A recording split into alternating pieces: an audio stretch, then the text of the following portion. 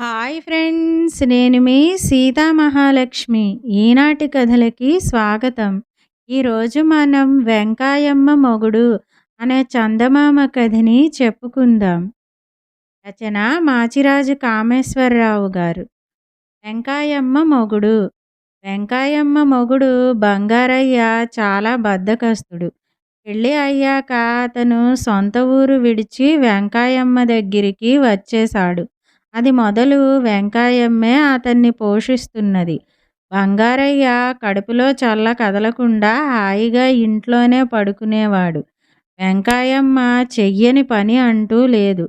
పాలు పితికి అమ్ముతుంది, పిడకలు చేస్తుంది, 4 ఇళ్లలో వంట చేస్తుంది. ఎవరి ఇంట ఏ అక్కర కలిగినా నడుము కట్టుకుని పని చేస్తుంది. ఒకరోజు మధ్యాహ్నం బంగారయ్య నిద్రమత్తులో ఉండగా ఎవరో పొరుగింటి ఆడమనిషిని బంగారయ్య ఇల్లెక్కడా అని అడగటము, పొరుగింటి ఆమె ఈ ఊళ్ళో బంగారయ్య అంటూ ఎవరూ లేరు అనటము వినిపించింది. బంగారయ్య లేచి వెళ్ళి తలుపు తెరిచి చూసేసరికి బంగారయ్య ఊరివాడు కనిపించి, అడుగో బంగారయ్య లేడంటావేమిటమ్మా అని పొరుగింటి ఆమెతో అన్నాడు. నువ్వు అడిగింది వెంకాయమ్మ మొగుడా అని ఆమె లోపలికి వెళ్ళిపోయింది. వచ్చిన మనిషి బంగారయ్యతో కాసేపు మాట్లాడి, నువ్వు ఈ ఊళ్ళో వెంకాయమ్మ మొగుడుగా చలామణి అవుతూ మన ఊరి పరువు తీస్తున్నావా అని వేళాకోళం చేసి వెళ్ళిపోయాడు. బంగారయ్యకు చాలా అవమానమైంది. తను బంగారయ్యగా పేరుపడ్డం ఎలాగా అని ఆలోచించాడు. ఇంట్లో కూర్చున్నంత కాలము అది సాధ్యపడదు. లేచి వెళ్ళి ఏదైనా పని చేయాలి, డబ్బు గడించాలి. మర్నాడు బంగారయ్య వెంకాయమ్మ కన్నా ముందే లేచి గేదెల పాలు పితికి అమ్మకానికి తీసుకువెళ్ళాడు. అతను ఒక వాడుక ఇల్లు తలుపు తట్టితే ఆ ఇంటి ఇల్లాలు వచ్చి, మాకు వెంకాయమ్మ పాలు పోస్తుంది అన్నది. ఆమె భర్త బంగారయ్యను పరీక్షించి చూసి, ఇతను వెంకాయమ్మ మొగుడులే, పాలు పోయించుకో అన్నాడు. అతను మీకు చస్తే పాలు పొయ్యను అని వెనక్కు తిరిగి వచ్చేశాడు. వెంకాయమ్మ మొగుడుగా పాలు అమ్మి డబ్బు సంపాదించటం అతనికి ఇష్టం లేదు. అతను రోజంతా ఆలోచించి పెదరెడ్డి దగ్గరికి వెళ్ళి పని అడగాలని నిశ్చయించుకున్నాడు.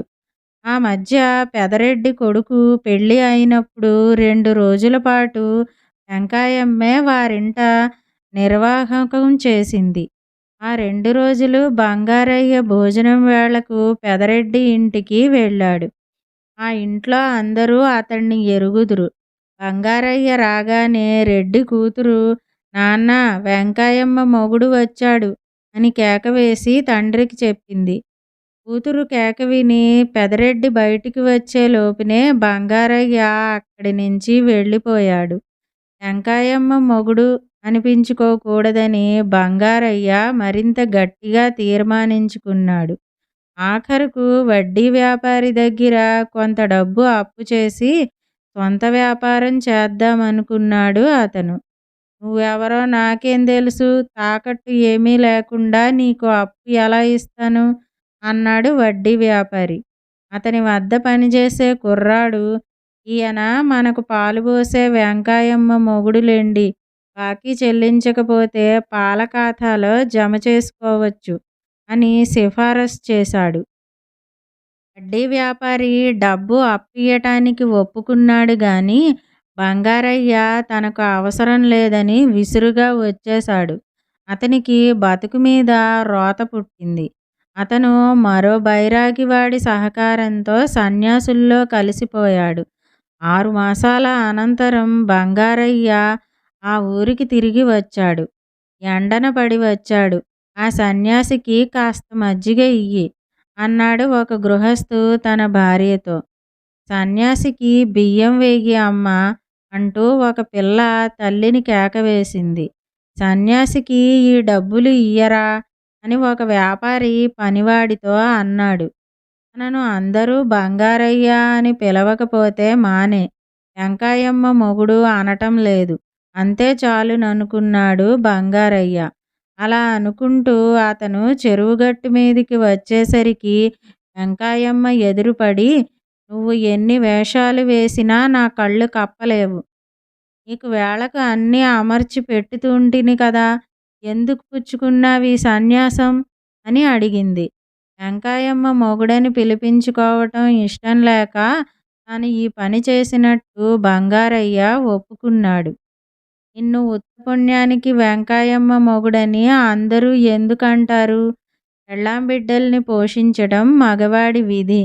నువ్వు నా మీద పడి తింటూ ఇంటి పట్టున ఉండిపోయావు. ఇక మీదట నువ్వు కష్టపడి సంపాదించి నన్ను పోషించు. బంగారయ్య పెళ్ళాంగా చలామణి కావటానికి నాకేమీ బాధ లేదు. మీ ఊళ్ళో నువ్వు బంగారయ్యవే గదా! పద అక్కడికి పోదాం అన్నది వెంకాయమ్మ.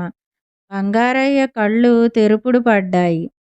అతను సన్యాసి దుస్తులు విడిచేసి మామూలు బట్టలు కట్టుకుని భార్యని తీసుకుని తన ఊరికి వెళ్ళిపోయాడు. ఏ మనిషి అయినా కష్టపడి పని చేయకపోతే, సొంత సంపాదన అంటూ లేకపోతే సొంత గుర్తింపు అంటూ ఉండదు. ప్రతి మనిషి తనకు తానుగా గుర్తింపు తెచ్చుకోవాలి. కథ గనక మీకు నచ్చినట్టయితే లైక్ చేయండి. ఈ కథను మీ స్నేహితులకు షేర్ చేయండి. కథపై మీ అభిప్రాయాన్ని కామెంట్ రూపంలో తెలియజేయండి. మరిన్ని మంచి కథల కోసం మా ఛానల్ను సబ్స్క్రైబ్ చేసుకోండి. మళ్ళీ మరొక మంచి కథతో కలుసుకుందాం. అంతవరకు వింటూనే ఉండండి ఈనాటి కథలు.